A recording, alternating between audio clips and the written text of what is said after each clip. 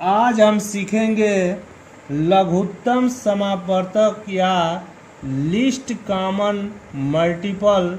इसको short form में लॉसा भी बोलते हैं। ये क्या होता है? वह छोटी से छोटी संख्या जिसे दो या दो से अधिक संख्याओं में से प्रत्येक से पूरी पूरी विभाजित किया जा सके, लॉसा यानी लघुत्तम समापवर्तक कहलाती है।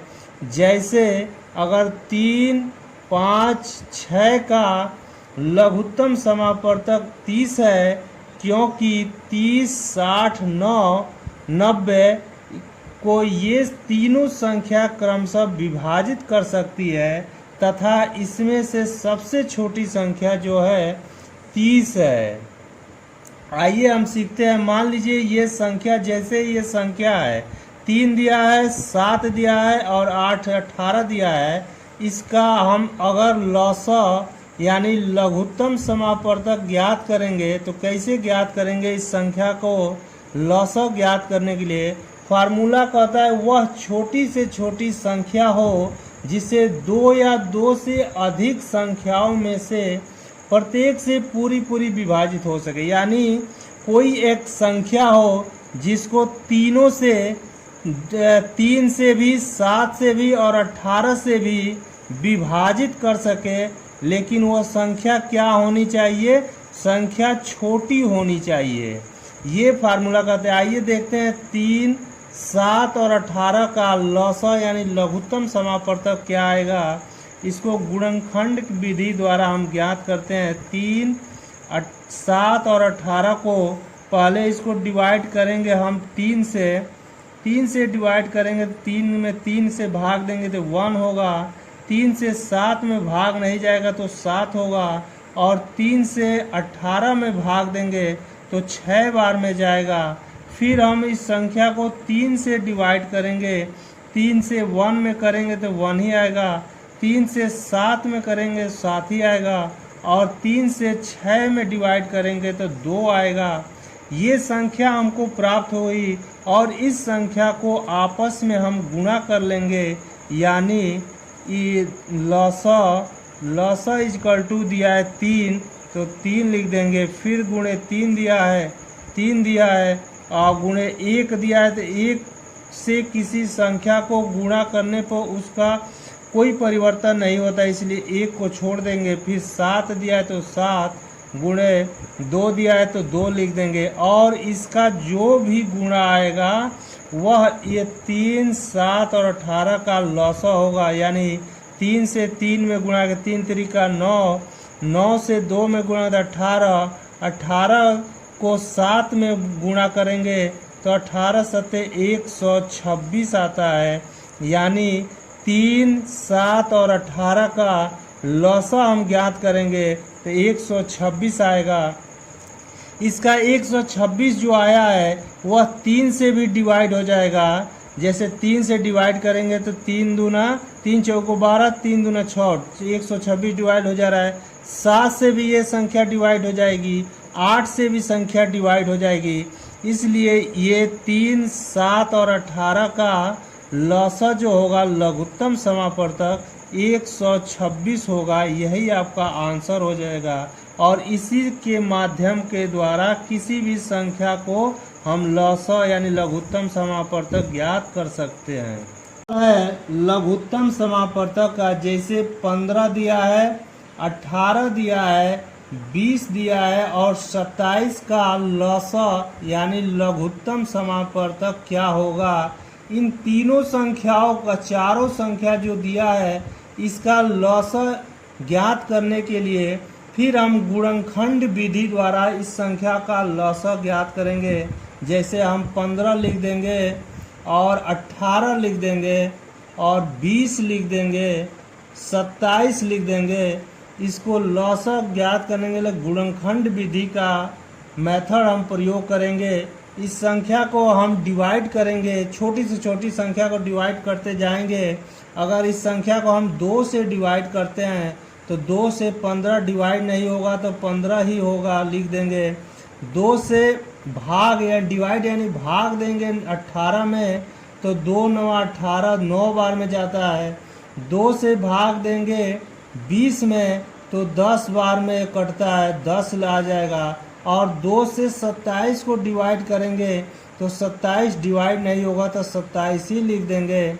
फिर हम इस संख्या को 2 से फिर डिवाइड करते हैं, तो डिवाइड करने पर 15, 2 से 15 को डिवाइड करेंगे, डिवाइड नहीं होगा 15 लिख देंगे। 2 से 9 को डिवाइड करेंगे तो ये भी नहीं होगा, ये भी लिख देंगे। 2 से 10 को डिवाइड करेंगे तो 5 होगा, 2 5 10। और 2 से 27 को करेंगे तो 27 भी डिवाइड नहीं होगा, इसको भी वैसे लिख देंगे। फिर इस संख्या को हम 3 से डिवाइड करके देखते हैं कितनी संख्या डिवाइड हो जा रही है। तो 3 से डिवाइड करने पर 3 5 15, यानी 15 को डिवाइड करने पर 5 आएगा। 3 से 9 को डिवाइड करने पर 3 आता है। 3 से 5 को डिवाइड नहीं होगा तो 5 लिख देंगे। 3 से 27 को डिवाइड करेंगे तो 3 9 27, यानी 9 बार में जाएगा। फिर इस संख्या को और हम छोटा करेंगे, यानी 3 से फिर डिवाइड करेंगे तो 5 को डिवाइड करेंगे तो 5 नहीं डिवाइड होगा। 3 से 3 को डिवाइड करेंगे तो 1 आ जाएगा। 3 से 5 को डिवाइड करेंगे तो 5 डिवाइड नहीं होगा तो 5 लिखा जाएगा। 3 से 9 को डिवाइड करेंगे तो 3 आ जाएगा। फिर इस संख्या को और सिंप्लीफाई करते हैं, यानी 5 से अगर हम डिवाइड करते हैं तो 5 से 5 में डिवाइड करेंगे तो 1 आएगा। 5 से 1 को डिवाइड नहीं होगा। 5 से 5 को डिवाइड करेंगे तो 1 आएगा। 5 से 3 डिवाइड नहीं होगा तो 3 आ जाएगा। यानी ये संख्या हमको प्राप्त हुई है। इन संख्याओं को, ये जो संख्या हमको प्राप्त हुई है, इस संख्याओं को हम आपस में गुणा कर लेंगे और गुणा करने के बाद जो आता है वही संख्या हमको लौसा प्राप्त होता है। यानी लौसा इजकल टू लघुत्तम समापवर्तक इजकल टू 2 गुणे फिर 2 और उसके बाद गुणे 3 दिया है तो 3 लिख देंगे। फिर गुणे 3 दिया है तो 3 लिखेंगे। गुणे 5 है तो 5 लिख देंगे। इसमें देखते हैं कि 1 1 1 है तो इसको 1 से अगर गुणा करेंगे तो कोई फर्क नहीं पड़ेगा, तो इस तीनों को छोड़ देंगे। और 3 है तो गुणे फिर 3 लिख देंगे। अब इसको गुणा करेंगे, देखते हैं कितना आता है। 2 दूना 4, 4 तिया होता है 12, 12 12 के बार बारते हैं 36, यानी 36 यहाँ तक आया। ये 5 36 गुणे 5 गुणे फिर 3 है तो 3 लिख देंगे। फिर इसको गुणा करेंगे, 6 5 30 का 0 80 3 6 5 तिहाई 15 3 18 होता है। गुणे 3 से गुणा करें तो 18 का 18 18 6 18 तिहाई 54 होता है।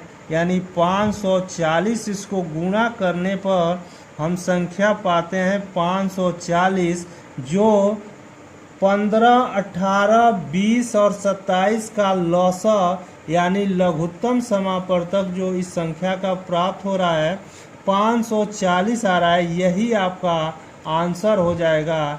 और इसी के माध्यम के द्वारा हम किसी भी संख्या का लौसा यानी लघुत्तम समापवर्तक ज्ञात कर सकते हैं।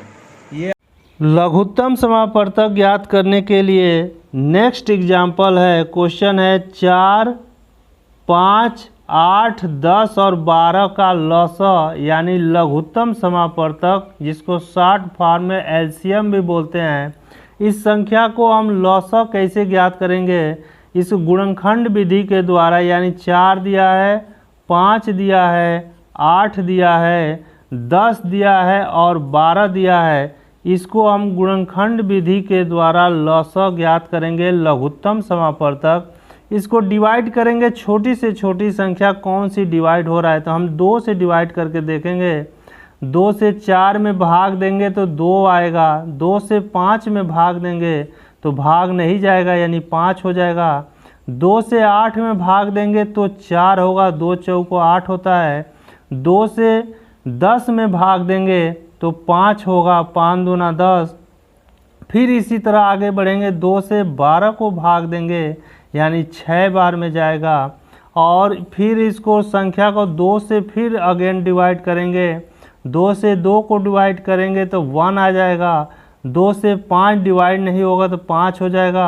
2 से 4 डिवाइड होगा तो 2 होगा, 2 से 5 डिवाइड नहीं होगा तो 5 हो जाएगा, 2 से 6 डिवाइड होगा तो 2 तिहाई 6 हो जाएगा। इस संख्या को फिर डिवाइड अगर हम करते हैं 5 से डिवाइड कर देते हैं तो ये 1 होगा, ये 5 से डिवाइड करेंगे तो 5 से 5 में डिवाइड करेंगे तो 1 होगा, 5 से 2 डिवाइड नहीं का 2 लिख देंगे, 5 से 5 में डिवाइड करेंगे तो 1 होगा, 5 से 3 डिवाइड नहीं होगा तो 3 लिख देंगे। बस अब ये जो संख्या आई है इसको आपस में हम गुणा कर लेंगे, यही इस संख्या का लसा यानी लघुत्तम समापवर्तक होगा। यानी 2 गुणे 2 फिर गुणे 5 और गुणे यहाँ 2 दिया है तो 2 गुणे 3 दिया है तो 3। ये संख्या को जो गुणा करने पर आएगा वही संख्या इस संख्या का लसा होगा। यानी 2 दूना 4, 4 पचे 20 और 20 दूना 40 या 40 और गुणे 3 दिया है तो 3। इसका गुणा करेंगे तो 4 3 12 120 होगा। जो संख्या जो दिया है 4 5 8 12 10 12 का लसा आएगा हमको 120। ये आपका आंसर हो जाएगा, यही आपका आंसर होगा इस संख्या का लसा।